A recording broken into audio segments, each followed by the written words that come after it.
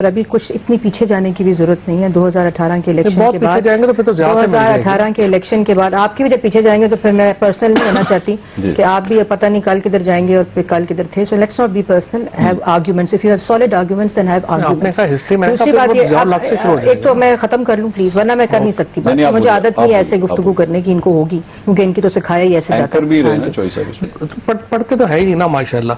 PMLN में peoples party में ये तो एक बड़ी है ना, चवल ना मारना आज नहीं लिंकन एयरपोर्ट का मुझे और उसके बाद जो है आप देखिए मंसूर, पहले तो इस प्रोग्राम के कोई आदाब होने चाहिए। नहीं आप बोलिए, क्योंकि मेरी आदत नहीं है आप बोलिए। Thank you Fawad, is that okay? आप बोलो बोली जा रही है, ऊपर से मुझे कही जा रही है, मैंने बीच में बोली, एक तो बोली जा रही है। आदत पूछ लो, अकल की बात ना सुनना, चाहे में हो चाहे एंड पे हो, सुन लिया करो। मैंने बोल लिया, लोग देख रहे हैं थोड़ी बहुत। चले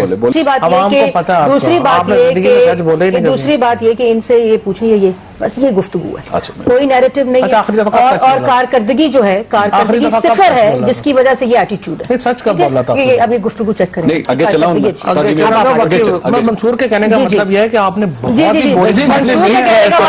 आपने काफी। अस्सलाम वालेकुम नाजरीन, PMLN की 3-4 बाजियां ऐसी हैं जिनका बदतमीजी करने में कोई सानी नहीं, जिनमें से एक मरियम औरंगजेब भी हैं। मगर नाज़रीन, सीनियर जर्नलिस्ट मंसूर अली खान के लाइव शो में मरियम औरंगजेब को फवाद चौधरी से बदतमीजी करना महंगी पड़ गई। फिर फवाद चौधरी ने ऐसी क्लास लगाई कि आप देखकर हैरान रह जाएंगे। आइए पहले वीडियो देखते हैं, फिर इस पर बात करते हैं। क्या वाकई नवाज शरीफ साहब बीमार थे या नहीं थे?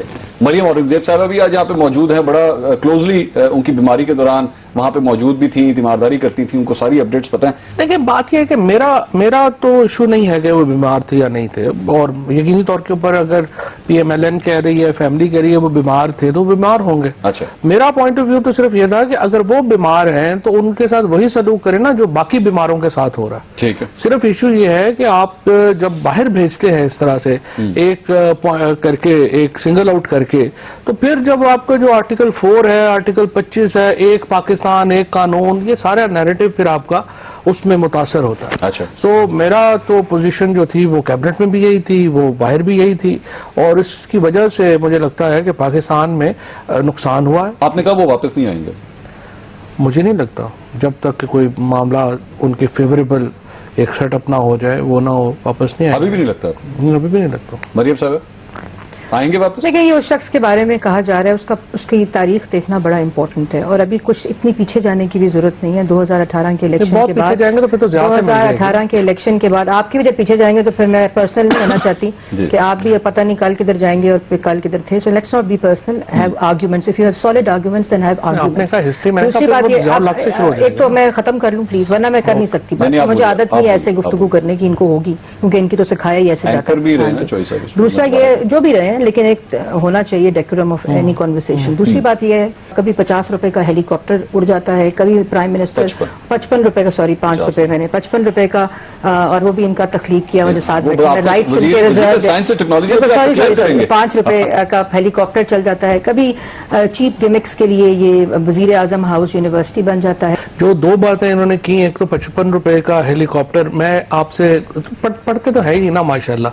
PMLN में पीपल्स पार्टी में ये तो एक बड़ी है ना। अभी आप देखिए उबर ने हेलीकॉप्टर सर्विस शुरू की है न्यूयॉर्क से लिंकन एयरपोर्ट। चवल ना मारना आज नहीं, लिंकन एयरपोर्ट का मुझे और उसके बाद जो है आप देखिए कि उस हेलीकॉप्टर की उन्होंने क्या प्राइस रखी है। हाँ, उसकी उन्होंने $200 रखी है।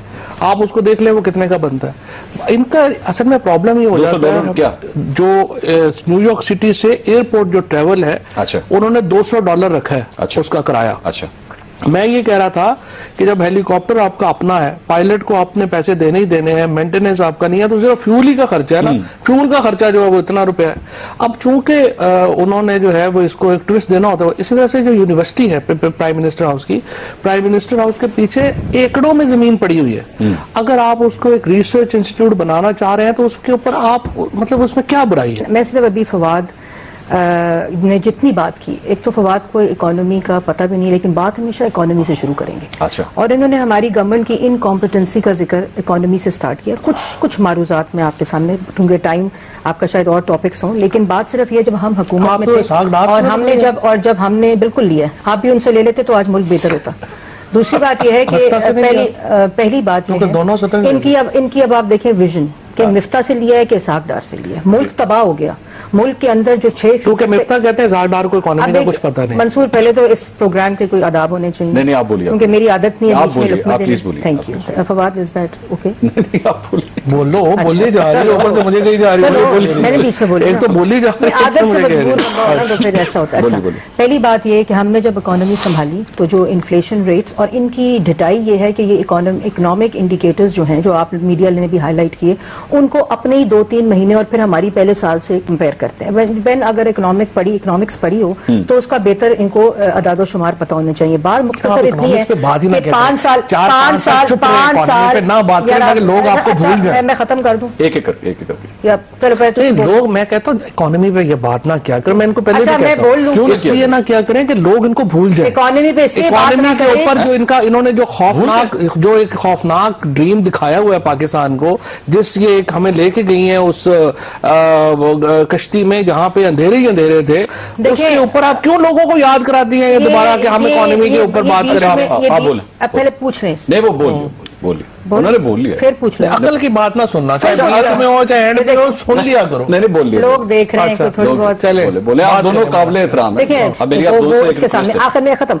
उसके बाद जो इन्फ्लेशन है, महंगाई है, बेरोजगारी है, इन्होंने शुरू आप दोनों से की। नहीं, इन्होंने शुरू की। Let me finish. ये नहीं हो सकता कि ये झूठ बोले, आवाम को गुमराह करे and I can let that go. इससे क्या दूसरी बात ये कि दूसरी बात ये कि इनसे ये पूछिए, ये बस ये गुफ्तगू है, कोई नैरेटिव नहीं है। और कारकर्दगी जो है, कारकर्दगी सिफर है, जिसकी वजह से ये एटीट्यूड है। सच का बोला था। अभी गुफ्तगू चेक करें।